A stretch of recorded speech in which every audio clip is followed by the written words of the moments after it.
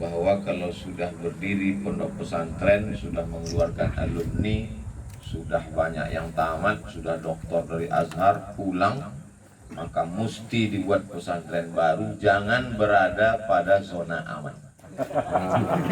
Ini yang sedang kita diingatkan. Jangan lupa like and subscribe. Guru kita semua Al-Mukarram Ustadz Muzakir Zulkifli.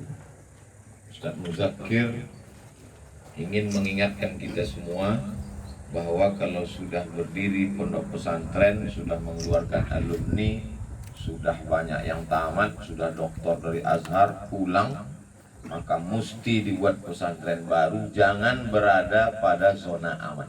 Ini yang sedang kita diingatkan.